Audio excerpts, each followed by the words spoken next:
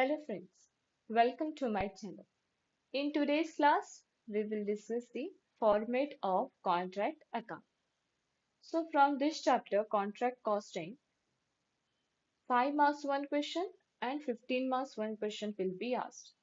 5 marks questions will be like calculating the profit on incomplete contracts and 15 marks preparing the contract account. So this chapter is very important.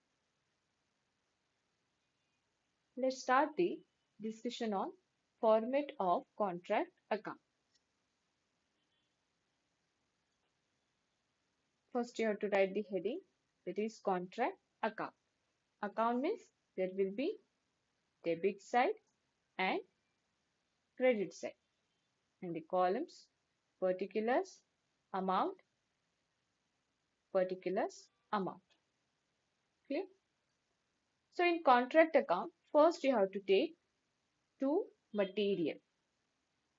In that, direct purchases and issued from store. So in contract account, first what you have to take? Material, that is direct purchases or issued from store. Next is to wages. In problem, they will give the wages amount that you have to write in inner column if any outstanding wages amount is mentioned in the problem.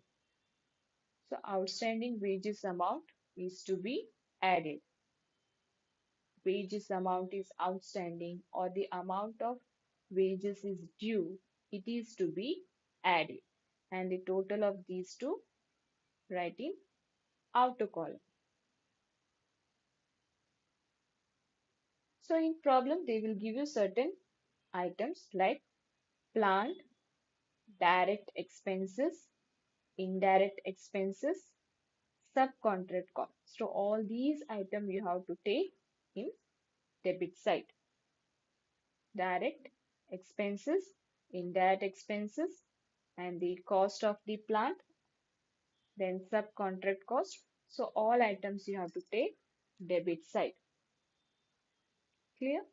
Next is to profit on sale of materials. If they have gained profit on sale of material, it is to be debited. Profit on sale of material debited. Profit gain on sale of material is to be debited. Clear all these items? This notional profit we will discuss later on. Okay. Now come to credit part. So in credit part, first you have to write contract T account. If by contract T account you have to write when the contract is completed. Okay. So when you will take this item by contract T account, if the contract is completed. If the contract is not completed, you should not take this item. Okay, clear? Contract completed means you have to write by contract T account and in amount column you have to write the contract price. And if the contract is not completed, then you have to leave this item. Directly you have to go for next item, that is by work in progress. In that, work certified, work uncertified. So under this work in progress, what you have to take? Work certified and work uncertified. And this amount you have to write in outer column. Next is by abnormal loss. Abnormal loss like theft, fire, material lost, or the accident took place in the godown, or any kind of abnormal loss is to be recorded under this head, abnormal loss. So I have taken here material lost, plant destroyed, etc. In problem they will mention. So you have to write this under the head, abnormal loss. Next is by material returned to store. It is to be credited. By loss on sale of material. So loss you have to credit, and profit you have to debit. Profit on sale of material, it is to be debited, and loss on sale of material, it is to be credited. Profit debit side and loss credit side. Clear? Next is buy material at site. Next, buy plant return to store. Write amount in inner column and calculate depreciation on that.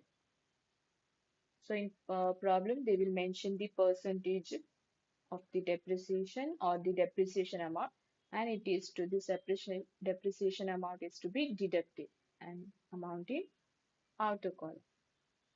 Next, buy plant. In that you have to less plant lost less plant returned to store, and you will get one final amount, and from that amount you have to deduct depreciation and write amount in outer column. So after recording all the items, you have to calculate that you have got profit or loss. So you have to compare the debit side with credit side. So if the credit side amount is more than the debit side, you will get the profit. And if the debit side amount is more than the credit side, then you will get the loss. So for example, we'll take here that credit side total is 40,000. Okay, I'm just giving one example. So the total of this credit side is 40,000. So same amount we will write here. Okay, 40,000. This exercise I have written. No? So example that took here is the total of credit side is 40,000 and same amount is written here. So from this 40,000 you have to minus all these amount, and the difference amount is will take 10,000. Okay, just I'm giving an example. So from this 40,000, we have deducted all these amount and we have got 10,000 difference. And this 10,000 is called notional profit. Okay, the difference amount if you will get in debit side, this is called profit. And the difference amount you will get in credit side, then it is called notional profit. Sorry, notional loss. Okay, if you are getting difference in credit side, it's a loss, and debit side it is a profit, notional profit. So in this format we have got notional profit of rupees 10,000. This 10,000 is to be brought forward or brought down here by notional profit brought down. Same amount you have to write here, 10,000. I have written XX, no? So in place of that 10,000 you have to write 10,000. So same amount will be written here, and same you have to write debit side. So in this format, what we have got? 10,000 notional profit.